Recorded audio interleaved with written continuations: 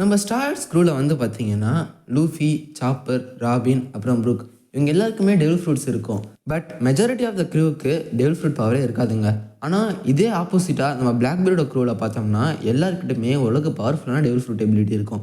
So இந்த வீடியோவில் நான் என்ன பண்ண போகிறேன்னா, நம்ம ஸ்டார் க்ரூவில் யார் யாருக்கெல்லாம் டெவில் ஃப்ரூட் பவர் இல்லையோ அவங்க எல்லாருக்குமே நான் யோசித்து ஒரு டெவில் ஃப்ரூட் பவர் கொடுக்க போகிறேன். அதுவும் இந்த டெவில் ஃப்ரூட்ஸ் எல்லாமே வந்து பார்த்திங்கன்னா நம்மளுக்கு அனிமியில் ஆல்ரெடி காமிச்ச டெவில் ஃப்ரூட்டாக தான் இருக்க போகுது. ஸோ மேங்கால வந்து நம்ம எந்த டெவில் ஃப்ரூட்டையும் எடுக்க போகிறது இல்லை. ஸோ இந்த வீடியோவில் நம்ம எந்த கேரக்டருக்கு எந்த டெவில் ஃப்ரூட் கிடைச்சா நல்லாயிருக்கும், இல்லை ஒரிஜினலாகவே உங்களுக்கு டெவில் ஃப்ரூட் தேவையாங்கிறத பற்றி தாங்க டிஸ்கஸ் பண்ண போகிறோம். நீங்கள் பார்த்துருக்கிறது வீப் டிவி. அப்புறம் சேனலுக்கு புதுசாக இருந்தால் மறக்காம நம்ம சேனலை சப்ஸ்கிரைப் பண்ணிக்கோங்க. அப்போ நம்ம போடுற கண்டென்ட்லாம் உங்களை வந்து சேரும். வாங்க வீப்ஸ், டைம் வேஸ்ட் பண்ணாமல் வீடியோக்குள்ளே போயிடலாம். ஃபஸ்ட்டு வித்தவுட் நோ டவுட் நம்ம செகண்ட் ஹேண்ட் ஆனான ஜோரோ தான். ஜோரோ வந்து பார்த்தீங்கன்னா ஆல்ரெடி டெவில் ஃப்ரூட் பவர் இல்லாமல் அவனோட கத்தியை வச்சு சூப்பராகவே சண்டை போடுவான். பட் ஆனாலுமே அவங்க சில டெவில் ஃப்ரூட் பவர்லாம் இருந்தால் ரொம்பவே டெட்லி ஆவான். ஜோரோ இது வரைக்கும் ஃபைட் பண்ண அப்பனன்ஸ் எல்லாருக்கிட்டையுமே ஓரளவுக்கு நல்ல டெவில் ஃப்ரூட் பவர்ஸ் இருக்கும். யோசிச்சு பாருங்கள், அவன் ஃபைட் பண்ண எனிமீஸோட ரஸ் டெவில் ஃப்ரூட் பவரோ இல்லை கிராவிட்டி டெவில் ஃப்ரூட்டோட பவர் இருந்துச்சுன்னா அவன் எப்படி இருப்பான்? ஜஸ்ட் இமேஜின் பண்ணி பாருங்கள், நம்ம ஜோரோ கிட்ட லாவோட ஓபி நம்பி இருந்துச்சுன்னா ஆல்ரெடி பவர்ஃபுல்லாக இருக்க ஜோரோ இன்னுமே பவர்ஃபுல் ஆவான். ஓபி நம்பியோட ஒன் ஆஃப் த பிக்கஸ்ட் வீக்னஸே அதோட யூஸரோட ஸ்டாமினா தாங்க. நம்ம ஜோரோக்கு ஸ்டாமினா ரொம்பவே ஜாஸ்தி. இதை நம்ம பல இன்ஸ்டன்சஸில் பார்த்துருக்கோம். இதனால ஜோரோ வந்து அவனோட ஸ்டாமினாவை வச்சு லா யூஸ் பண்ணுற ரூமை விட பல மடங்கு பெரிய ரூமை கூட கிரியேட் பண்ணலாம். அது மட்டும் இல்லாமல் சண்டை போடுறப்ப நிறைய டைம் வந்து பார்த்தீங்கன்னா ஜோரோ புதுசாக சில டெக்னிக்ஸ்லாம் கண்டுபிடிப்பான். அது மாதிரி இந்த டெவில் ஃப்ரூட்டோட பவரையும் யூஸ் பண்ணி அதாவது புது டெக்னிக் கூட கண்டுபிடிக்கலாம். ஸோ இந்த டெவில் ஃப்ரூட் ஜோரோக்கு கிடச்சிதுன்னா அதோட ஸ்கில் செட்டுக்கு ஒரு நல்லாவே ஒரு அடிஷன் தான். நம்மளுக்கு அனிமையில் காமிச்ச வரைக்குமே ஜோரோக்கு பிக்கெஸ்ட் வீக்னஸான ஒரு டெவில் ஃப்ரூட் பவர்னா அது ரெஸ்ட்ரஸ் டெவில் ஃப்ரூட் தாங்க.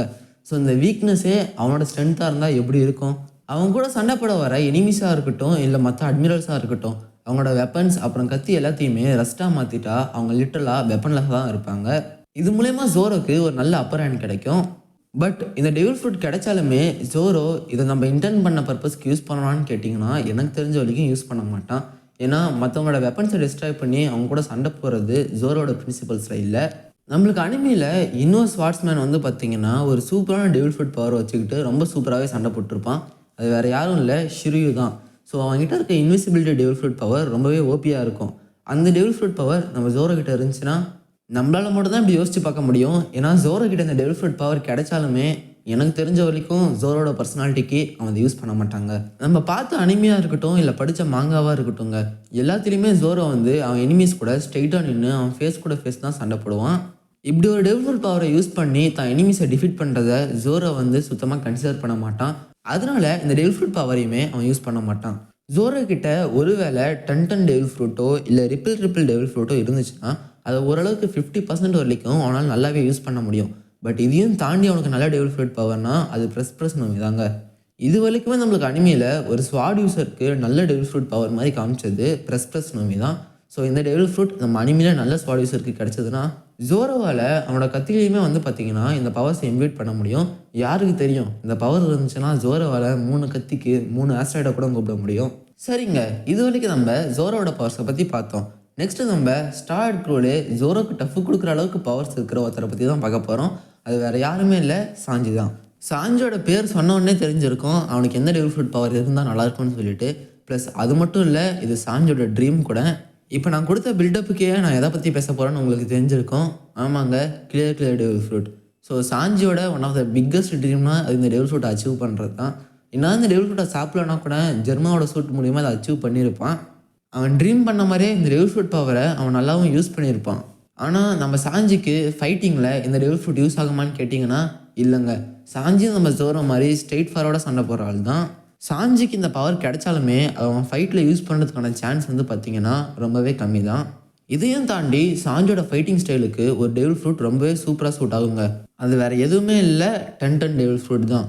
சாஞ்சியோட கிக்ஸ் தான் வந்து பார்த்திங்கன்னா அவனோட ஃபைட்டிங் ஸ்டைலில் ரொம்பவே பவர்ஃபுல்லானது. அவனோட கிக்ஸில் இன்னும் பல டன்ஸை வெயிட் ஆட் பண்ணால் சயின்டிஃபிக்கலாக சாஞ்சோட கிக் தான் ஒன் பீஸ் வேர்ல்டு ரொம்பவே பவர்ஃபுல்லாக இருக்கும். இந்த டெவில் ஃப்ரூட்டோட பவர்க்கே டஃப் கொடுக்குற அளவுக்கு இன்னொரு டெவில் ஃப்ரூட்டும் இருக்குங்க. அது வேறு எதுவும் இல்லை, கிளின் டெவில் ஃப்ரூட் தான். சாஞ்சி ஆல்ரெடி வந்து பார்த்திங்கன்னா ரொம்பவே ஃபாஸ்ட்டான ஒரு கேரக்டர் தான். இதில் அவங்ககிட்ட லைட்டோட ஸ்பீட் இருந்துச்சுன்னா சொல்லவா வேணும், அவனை கையிலே பிடிக்க முடியாது. எனக்கு ஒரே ஒரு கவலை தாங்க, இந்த டெவில் ஃப்ரூட் பவரை வச்சுக்கிட்டு சாஞ்சி கூட சண்டை போட போகிற எனிமீஸை பற்றி யோசித்து பார்த்தா தான் ரொம்ப கவலையாக இருக்குது. சாஞ்சியோட பவருக்கு ஃபைட்டு ஸ்டார்ட் ஆகிறதுக்கு முன்னாடியே அவங்க எல்லாருமே தோற்று போயிடுவாங்க. அடுத்த ஸ்டார் ஹேட் வந்து பார்த்தீங்கன்னா நம்ம ஊசோப்பு தான். ஊசோப்புக்கு டெவில் ஃப்ரூட் பவர் இருக்கணுமான்னு கேட்டால் என்னை பொறுத்த வரைக்கும் வேணாம் தான். இதுக்கான காரணம் வந்து ஊசோப்பால் டெவில் ஃப்ரூட் பவர்ஸ் எல்லாமே நல்ல வெப்பன்ஸை உருவாக்க முடியும். அந்த வெப்பன்ஸை வச்சுக்கிட்டு பேட்டிலில் ரொம்பவும் சூப்பராகவுமே ஃபைட் பண்ண முடியும். இதையும் தாண்டி அவங்ககிட்ட சில டெவில் ஃப்ரூட் பவர் இருந்துச்சுன்னா எப்படி இருக்கும்னு தான் நம்ம பார்க்க போகிறோம். அந்த வகையில் இப்போ நான் சொல்ல போகிற டெவில் ஃப்ரூட் பவரை அப்படியே பிக்சர் பண்ணி பாருங்கள். உசோப் எப்பயுமே எனிமீஸ் கூட லாங் ரேஞ்சில் இருந்து தான் சண்டை போடுவான். எனிமீஸ் கிட்ட ஷார்ட் ரேஞ்சில் எங்கேஜ் பண்ணுற மாதிரி வந்தாலுமே அவன் மோஸ்ட்லி லாங் ரேஞ்சுக்கு ஓடி போயிடுவான். இந்த கேரக்டரிஸ்டிக்லாம் ஏதோ ஒரு டெவில் ஃப்ரூட் பவருக்கு சிங்க் ஆகுமே. ஆமாங்க, மார்க் டெவில் ஃப்ரூட் தான். உசோப்போட பர்சனாலிட்டி தெரிஞ்சுக்கிட்டு அவங்ககிட்ட இந்த டெவில் ஃப்ரூட் பவர் கொடுக்கலனா எப்படிங்க? உசோப் கிடைக்கிற சான்ஸில் எனிமீஸ் விட்டுட்டு வேற ஏதாவது தூரமான ஒரு இடத்துக்கு ஓடி போயிடுவான். உசோப்புக்கு வெப்பன்ஸை பற்றி சொல்லியா தரணும். இருக்கிற எல்லாத்தையுமே அந்த எனிமீஸ் மேலே தூக்கிப்படுவான். அதுவும் மார்க் டெவில் ஃப்ரூட்டோட எபிலிட்டினால அங்கே போய்ப்படும். இது எல்லாத்தையும் தாண்டி உசோப்போட ஃபைட்டிங் ஸ்டைலையும் கன்சிடர் பண்ணி அவனோட மூளையும் கன்சிடர் பண்ணி அவனுக்கு ஒரு டெவில் ஃப்ரூட் வேணும்னா என்னோட ரெக்கமெண்டேஷன் வந்து பார்த்தீங்கன்னா வார்பார் டெவில் ஃப்ரூட் தான். இந்த டெவில் ஃப்ரூட் வந்து திங்ஸாக இருக்கட்டும் இல்லை ஹியூமன்ஸாக இருக்கட்டும் எல்லாத்தையுமே ரேப் பண்ணி அதை வந்து டெலபோர்ட் பண்ண வைக்கும். நம்மளுக்கு அனிமிலே ஒன் ஆஃப் த பெஸ்ட் ஸ்னைப்பரான வேனாகர் கிட்ட இருக்க டெவில் ஃப்ரூட் பவர் இது. ஸோ இந்த டெவில் ஃப்ரூட் வந்து நம்ம உசோப் கிட்ட இருந்துச்சுன்னா அவனால் எனிமீஸையுமே ஈஸியாக டிஃபீட் பண்ண முடியும். அதே சமயம் மற்ற எனிமீஸ் கிட்ட வந்து தப்பிச்சுமே போக முடியும். எனக்கு தெரிஞ்ச வரைக்கும் அனிமியில் சொன்ன மாதிரி இந்த 2 டெவில் ஃப்ரூட் பவர் தாங்க உசோப்புக்கு நல்லா சூட் ஆகும். ஒருவேளை உங்களுக்கு வேறு ஏதாவது டெவில் ஃப்ரூட் பவர் உசோப்புக்கு நல்லா சூட் ஆகும்னு நினச்சிங்கன்னா மறக்காமல் கமெண்ட்டில் போடுங்க. அடுத்து சண்டன் வந்தாலே 10 அடி தள்ளி போகிற ஒரு கேரக்டரை பற்றி தான் பார்க்க போகிறோம். அது வேறு யாருமே இல்லை, நாமி தான். நாமி வந்து பார்த்தீங்கன்னா மோஸ்ட்லி சண்டையில் எங்கேஜ் ஆக மாட்டா. அப்படியே எங்கேஜ் ஆனாலும் அவரோட அந்த சினிமா டாக் தான் வந்து பார்த்தீங்கன்னா மோஸ்ட்லி ஹெல்ப் பண்ணும். இப்போது அந்த சினிமா டாக்கில் ஒரு நல்ல அடிஷன் வந்து பார்த்தீங்கன்னா ஜியூஸ் தான்.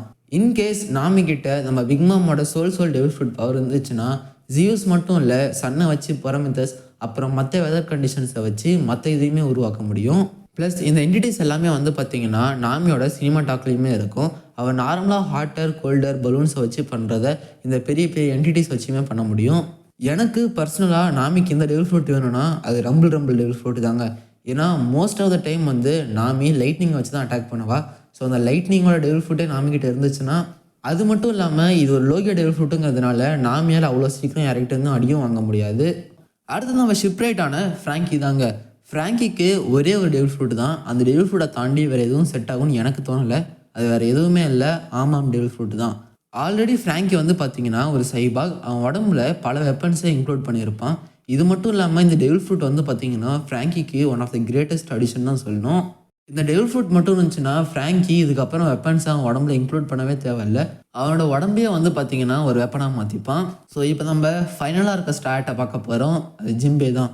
ஜிம்பேக்கு எனக்கு தெரிஞ்ச வரைக்கும் டெவில் ஃப்ரூட் பவர் இல்லாத தான் நல்லது. இதுக்கான ரீசன் வந்து பார்த்தீங்கன்னா டெவில் ஃப்ரூட் பவர் எல்லாமே அவனோட ஹாக்கி அப்புறம் அவனோட ஸ்கில்ஸை வச்சு அவன் இருக்கிறதுல ஸ்ட்ராங்கான ஒரு ஃபிஷ்மேனாக மாதிரி இருக்கான். ப்ளஸ் ஜிம்பேவால் தண்ணியை வந்து நல்லாவே கண்ட்ரோல் பண்ண முடியும். அதுவும் சாதாரண தண்ணி இல்லை, கடல் தண்ணி. ஸோ கடல் தண்ணி டெவில் ஃப்ரூட் பவர்ஸ்க்கு அகைன்ஸ்டாக எவ்வளோ எஃபெக்டிவாக இருக்குன்னு நான் சொல்லி தான் தெரியணும்னு அவசியம் இல்லை.